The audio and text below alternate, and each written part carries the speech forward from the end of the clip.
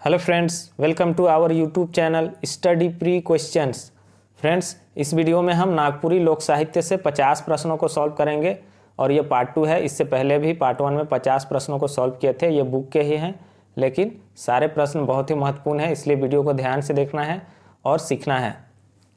तो चलिए वीडियो को शुरू करते हैं और देखते हैं कि पहला प्रश्न क्या है।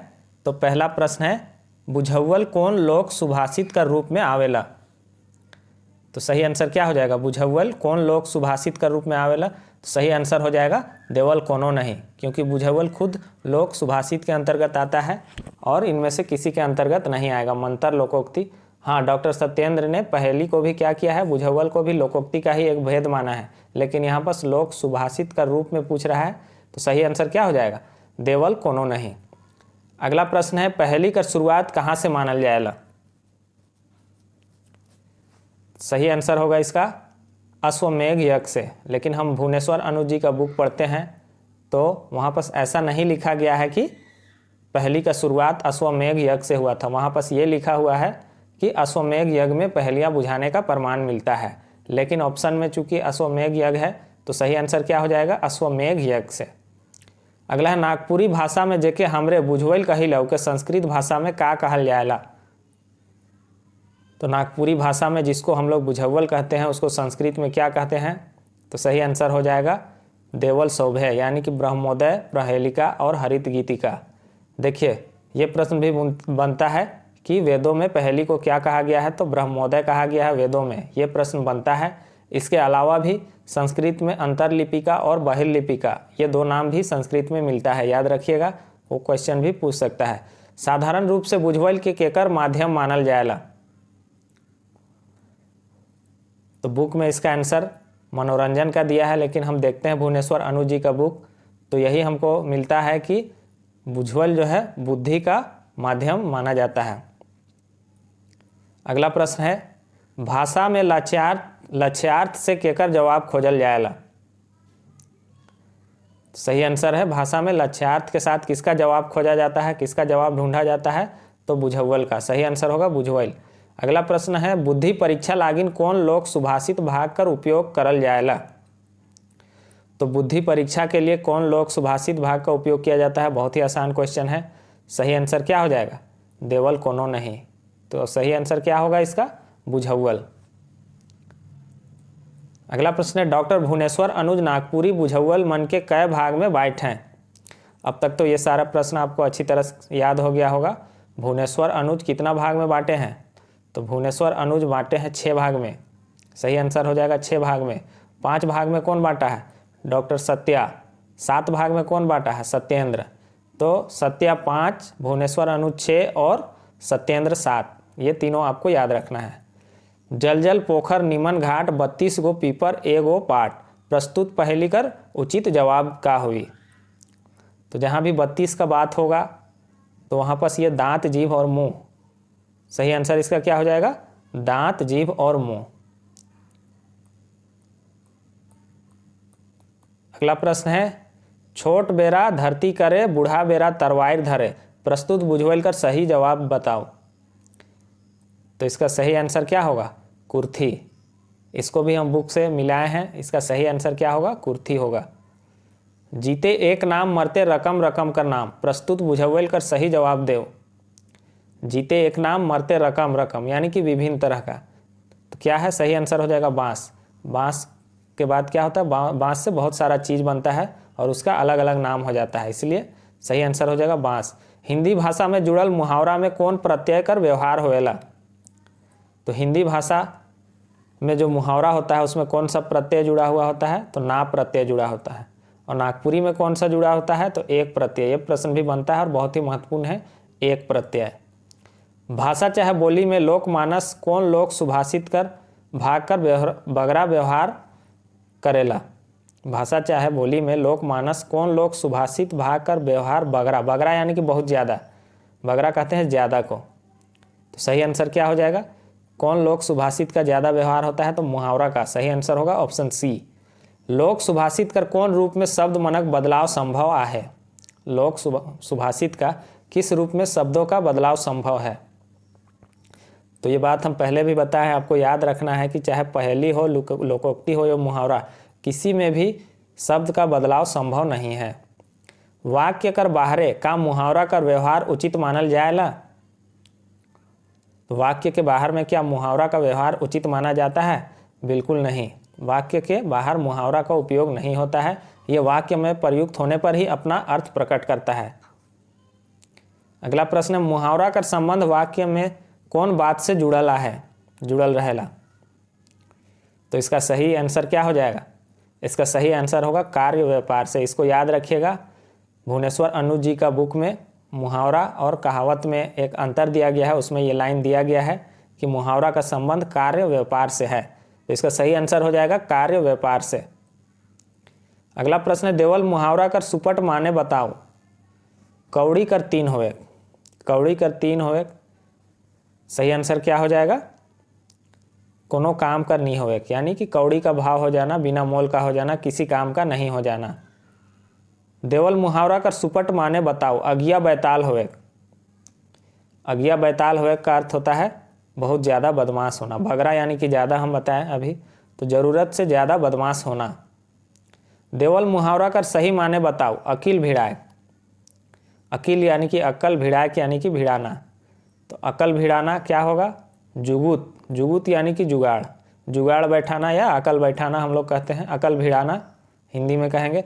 देवल मुहावरा कर सही माने बताओ। अरई मारे, अरई मारे कहते हैं किसी बात में उसको उकसा देना, लड़ने के लिए उसको उकसा देना। तो सही आंसर होगा संबंधित बात में उकसाए के लड़वाए। देवल मुहावरा कर सही माने बताओ। अरवा चावल चुमाए, अरवा चावल चुमाए यानी कि अरवा चावल चुमाना क्या हो जाएगा? ये हो जाएगा बेस स्वागत करके, यानी कि बहुत अच्छा से स्वागत करना। अगला प्रश्न देखेंगे, जे लोक साहित्यिक भाग के अंग्रेजी में प्रोवर्ब कहल जाएला उके नागपुरी में कौन रूप में जानल जाएला? बहुत अच्छा क्वेश्चन है। जिसे अंग्रेजी में प्रोवर्ब कहा जाता है उसे नागपुरी में क्या कहते हैं? उसे नागपुरी में लोकोक्ति कहते हैं, उसे कहावत भी कहते हैं और उसे कवनाइत भी कहते हैं। तो सही आंसर क्या हो जाएगा? देवल सौभे। कहावत, लोकोक्ति और कवनाइत ये तीनों एक ही है, याद रखिएगा। ज्ञान कर भंडार कौन लोक साहित्यिक भाग के कहल जाएला? बहुत ही अच्छा क्वेश्चन है और ये भुवनेश्वर अनुज जी का बुक में साफ साफ लिखा हुआ है कि ज्ञान का भंडार किसको कहा जाता है? कहावत को कहा जाता है। इस तरह से क्वेश्चन पूछा जाता है, शायद पूछा भी गया है। तो 2-3 पॉइंट आप कहावत से याद रखिएगा कि कहावत के बारे में लोकोक्तियाँ ज्ञान का भंडार है, ये बुक में लिखा हुआ है। लोकोक्तियाँ या कहावत एक ही होता है। इसके अलावा लोकोक्तियाँ अनुभूति के सागर हैं। तो क्वेश्चन पूछ देगा, ये पॉइंट भी आपको याद रखना है कि अनुभूति के सागर कौन है? तो लोकोक्तियाँ। क्वेश्चन इससे भी पूछ देगा कि के अनुभूति का सागर कहल जाए है। इसके अलावा एक पॉइंट है कि लोकोक्तियाँ जो है गद और पद दोनों में उपलब्ध है। ये पॉइंट भी क्वेश्चन बन के आ जाएगा आपके सामने में। तो ये 3 पॉइंट आपको याद रखना है। ज्ञान और संस्कृति का पहचान कौन लोक साहित्यिक भाग में बगरा देखल जाएला? तो ज्ञान और संस्कृति का पहचान जो है कहाँ ज़्यादा देखने को मिलता है? तो लोक सुभाषित, यानी कि मुहावरा, कहावत और बुझावल, ये तीनों लोक सुभाषित के अंतर्गत आते हैं। तो सही आंसर क्या हो जाएगा? लोक सुभाषित। मधुरता, संक्षिप्तता, सरलता और स्पष्टता केकर विशेषता है के? सही आंसर क्या हो जाएगा? सही आंसर हो जाएगा इसका कहावत, यानी कि कवनाइत। अगला प्रश्न है, सुपट ढंग से कोनो विषय वस्तु के सूत्र वाक्य में प्रस्तुत करे के लिए हमरे केकर सहायता लेविला? किसी विषय वस्तु को अच्छी सुपर ढंग से यानी कि बहुत अच्छे तरीके से सूत्र वाक्य में प्रस्तुत करने के लिए हम किसका सहायता लेते हैं? तो सही आंसर क्या हो जाएगा? इनमें से कोई नहीं। सही आंसर हो जाएगा इनमें से कोई नहीं। अगला प्रश्न है, चरे गेली चौथाई आली कौन तरह का लोक साहित्यिक उपभाग है के? तो इस तरह का जो क्वेश्चन है ये आपको ध्यान देना है। ये क्या है? ये कवनाइत है, यानी कि कहावत है। तो कहावत और मुहावरा में कैसे डिफरेंस करना है हम पहले भी बता चुके हैं, आज फिर से बता दे रहे हैं कि मुहावरा में एक एक शब्द ये जुड़ा हुआ रहेगा, एक एक प्रत्यय जुड़ा रहेगा। एक एक प्रत्यय मुहावरा में जुड़ा ही रहेगा। नाम नसायक, ओट देवेक, चुमाएक, खाएक, पिएक, इस तरह से रहेगा। इसमें मुहावरा में। और कहावत में ऐसा कुछ नहीं रहेगा, कहावत थोड़ा लंबा रहेगा। तो लंबा छोटा याद नहीं करना है, आपको याद रखना है कि मुहावरा में एक एक रहेगा और एक एक नहीं आया तो वो कहावत हो जाएगा और क्वेश्चन अगर पूछ रहा है तो वो बुझावल हो जाएगा। बहुत ही आसान है। अगला प्रश्न है, बाह्मण खाए मूसा ओकते न पोकते कौन तरह का लोकोक्ति है के? बाह्मण यानी कि ब्राह्मण, खाए मूसा ओकते न पोकते, मूसा यानी कि चूहा। तो सही आंसर क्या हो जाएगा? इसमें ब्राह्मण जाति का बोध हो रहा है, तो सही आंसर हो जाएगा ऑप्शन बी। हालांकि इसमें बहुत जगह अपने हिसाब से बुक में दे दिया है तो कन्फ्यूजन पैदा होता है। कानी गाय कर अलगे बथान कौन तरह कर कहावत है के? तो सही आंसर क्या हो जाएगा? ये नीति शिक्षा संबंधी। तो यहाँ पास गाय भी है तो उस हिसाब से जीव जंतु संबंधी हो जाना चाहिए, और ये बुक में भी नहीं है भुवनेश्वर अनुज जी का बुक में कि हम इसका सत्यता का पता लगा सकते हैं। तो बुक के हिसाब से हम चलते हैं तो नीति शिक्षा संबंधी होगा। गोंदली सरे तो धान झरे कौन तरह कर कहावत है के? गोंदली यानी कि गोंदली गाढ़ा होता है जिसमें खाद उद रहता है, उसको बोलते हैं गोंदली। तो गोंदली जब सड़ता है तो धान झरता है, यानी कि धान का उपज जो है ज़्यादा होता है। तो ये किस तरह का कहावत हो जाएगा? खेती बाड़ी संबंधी। जब खुल के डूबे बैर तब जानू 4 दिन आवे झेर। जब खुल के क्या होता है?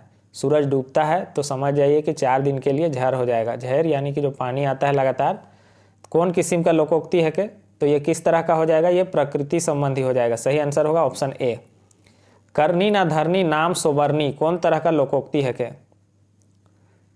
तो ये हो जाएगा जीवन दर्शन संबंधी। सही आंसर होगा इसका ऑप्शन ए।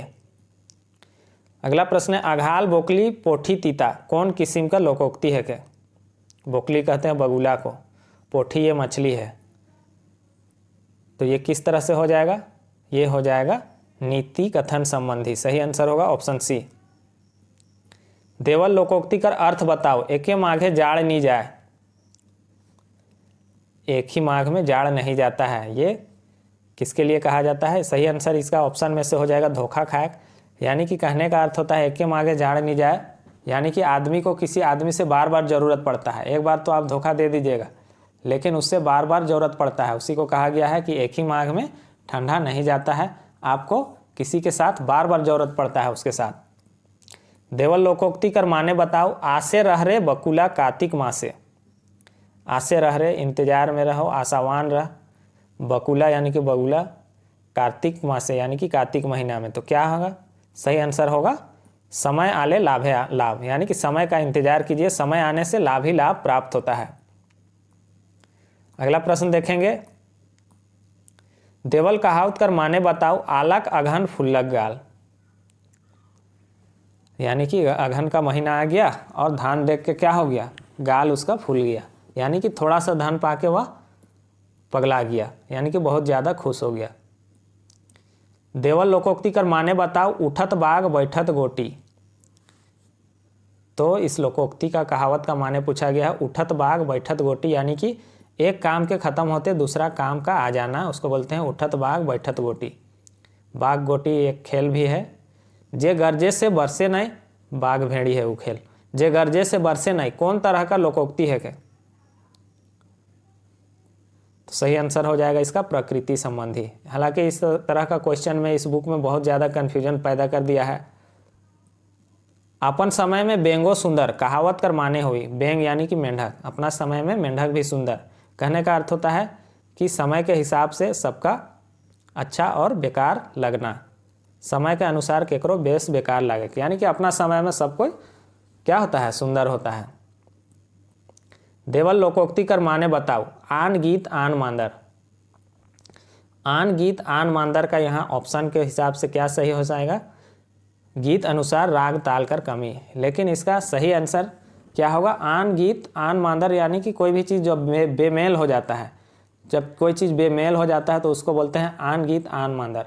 मतलब करना कुछ है और हो कुछ रहा है और कोई मेल मिलाप नहीं अगर हो रहा है तो उसको बोल देते हैं आन गीत आन मांदर। लेकिन यहाँ पर क्या हो जाएगा? गीत के अनुसार राग और ताल की कमी। देवल लोकोक्ति कर माने बताओ खीस खाए आपन के बूझ खाए वीरान के। खीस कहते हैं गुस्सा को, तो गुस्सा क्या करता है? अपने आप को खाता है। तो इसका सही आंसर क्या हो जाएगा? खीस से आपन के हानि पहुंचा के, यानी कि गुस्सा से अपने आप को ही हानि होता है। इसका कहने का अर्थ होता है गुस्सा से अपने आप को हानि पहुंचता है। नागपुरी भाषा में कौन किस्म कर गीत के लक्ष्य करके जोड़ती गीत कहल जाएला। ये सारा क्वेश्चन इंपॉर्टेंट है। तो किस तरह का गीत को लक्ष्य करके जोड़ती गीत कहा जाता है, तो लोकगीत को। सही आंसर होगा लोकगीत। देवल में कौन सदानी लोकगीत मनक एक ठो भाग मानल जाएला।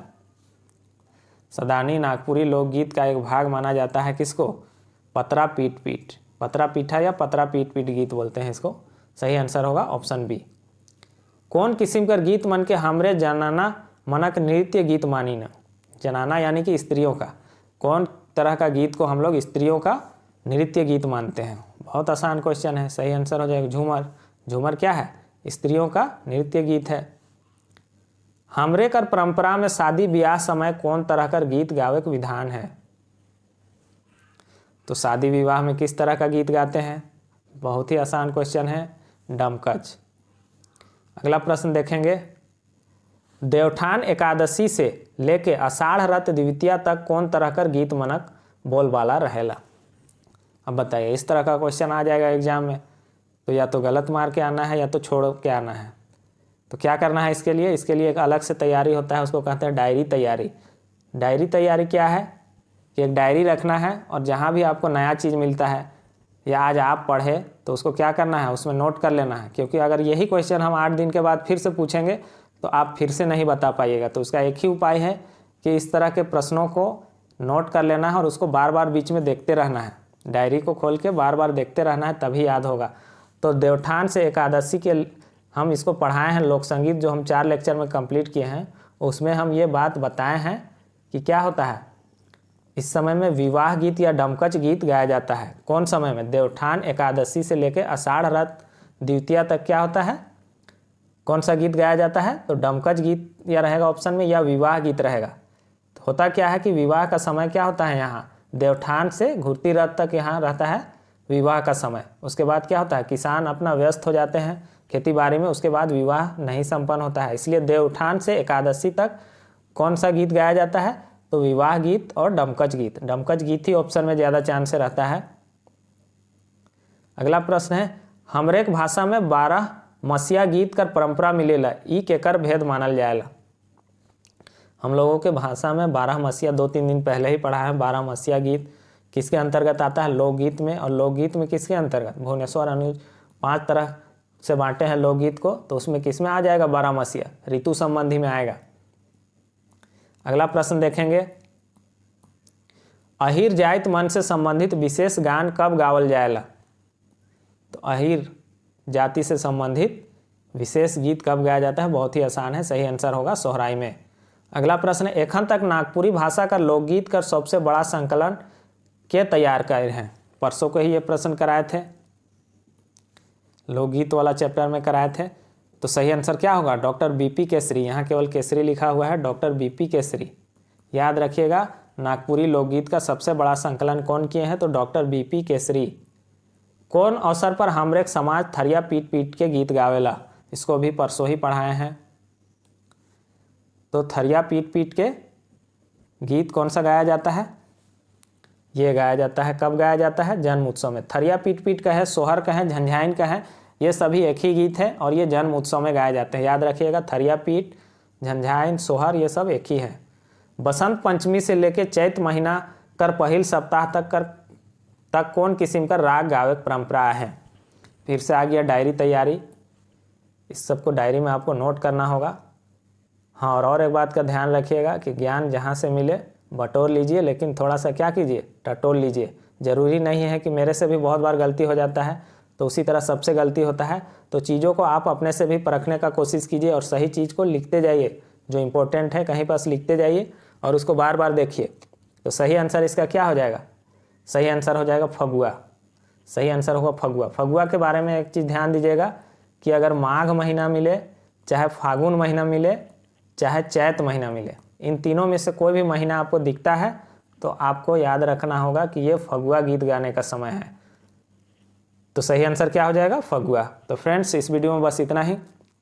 आप लोग चैनल पर नए हैं तो चैनल को सब्सक्राइब कर लीजिए और थैंक्स बटन भी आजकल यूट्यूब में अवेलेबल है, वहाँ से जाइए और थैंक्स कहिए और सपोर्ट कीजिए। बहुत मेहनत से हम आप लोग के लिए वीडियो तैयार करते हैं। हम या जो भी आप लोग को वीडियो बना के दे रहे हैं यूट्यूब में, तो यही जान लीजिए कि यूट्यूब से बहुत ही नेग्लिजिबल पैसा आता है। तो क्या है कि आप लोग को सपोर्ट करना है, जो भी पढ़ा रहे हैं नागपुरी, जिनसे भी आप सीख रहे हैं सबको सपोर्ट करना है। क्योंकि हम बहुत से लोगों का कॉल आता है कि सर 4000 फंसा दिए, 5000 फंसा दिए, 8000 फंसा दिए और कुछ समझ में नहीं आया। तो पैसा भी फंसाने से पहले सोच लीजिए, इधर उधर क्या है, टटोल लीजिए, ध्यान दीजिए, उसके बाद ही पैसा फंसाइए। और जो आपका सपोर्ट कर रहा है उसको भी आप भी सपोर्ट कीजिए। Thanks for watching.